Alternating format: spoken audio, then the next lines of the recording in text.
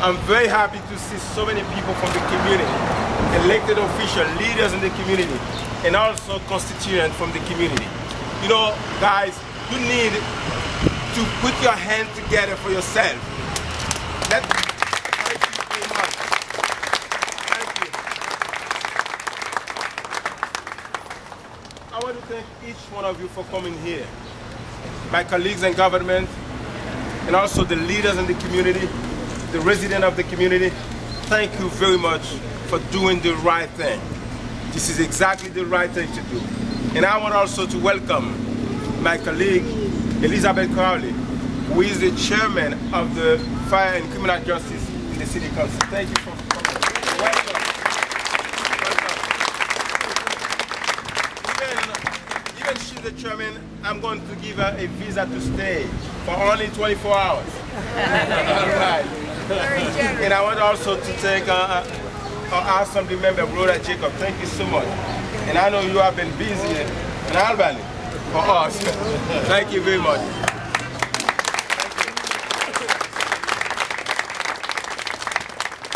We have so many leaders and important people in the community here.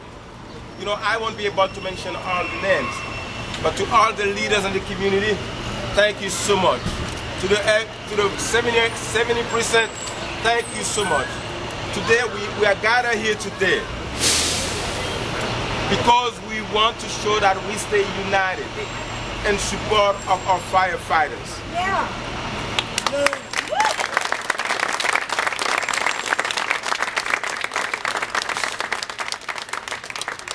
We are here to protest against the budget cut and the service cut to the firefighters. And you know, even if it is a very difficult economic situation, we have to prioritize. And saving the firehouses should be a priority for New York City.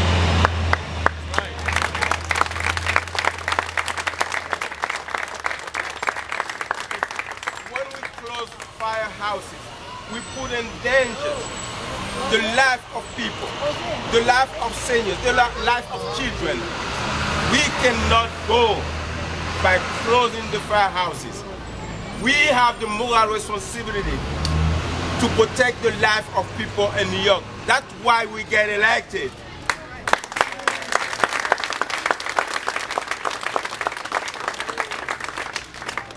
And today we are going to listen to many important people, elected officials, leaders in the community, and also residents in the community. There's a gentleman, he lives right here, one block from here.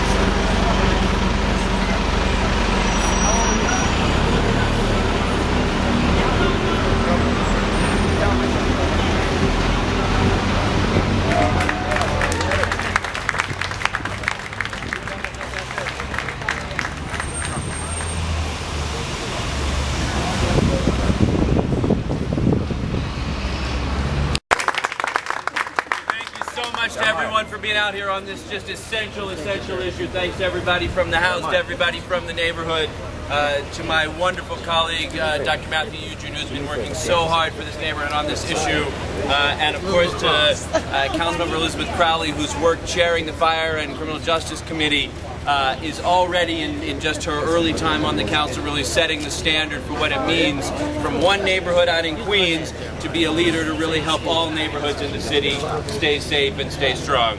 My name's Brad Lander. I represent a district just a couple of blocks over, but a district that is served by this house and kept safe by the fire companies that are here, and that will be less safe if we don't save it. So it's really that simple. You know, we can have a lot of words, you can go through facts and figures, but it's just good common sense and everybody in the neighborhood knows it.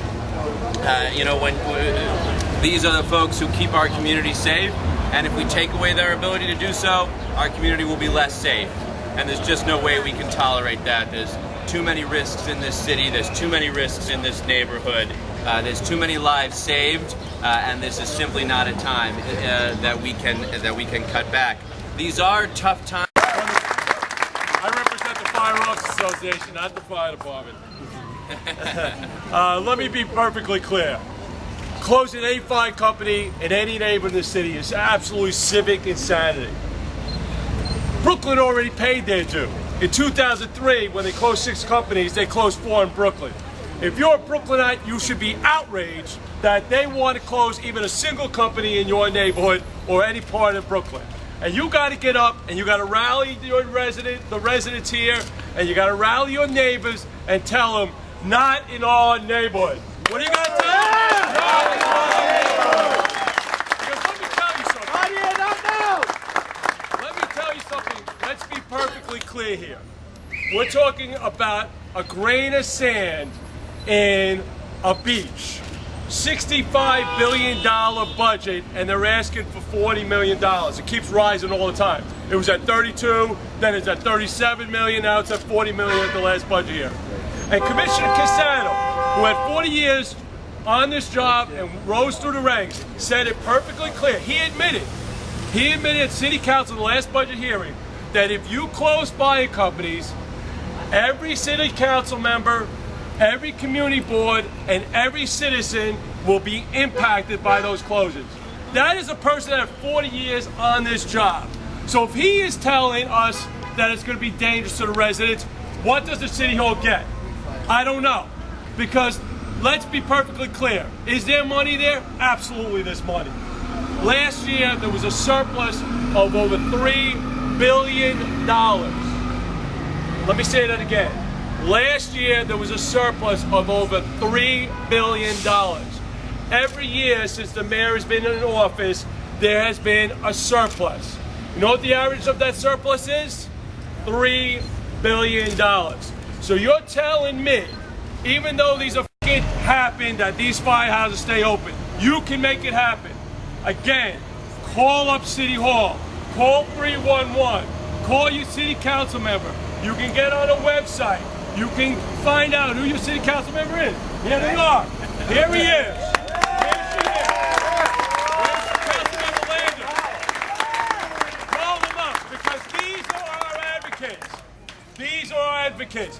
We've been going through every neighborhood throughout this city fighting to keep these companies open. And the tireless efforts of Elizabeth Crowley and Dr. Eugene and Councilmember Lander are leading the fight, but we need to help them, and we need all of you to help. Thank you very much.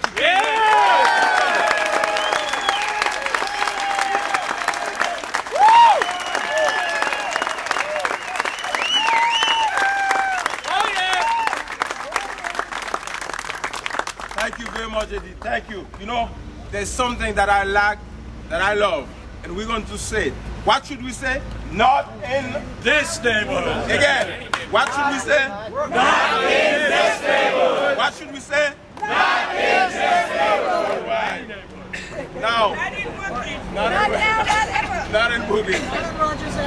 So now you know that in this district we have wonderful community board. Community board 14 is a wonderful community board. Let us welcome Mr. Alvin Berg, the chairman of the community board.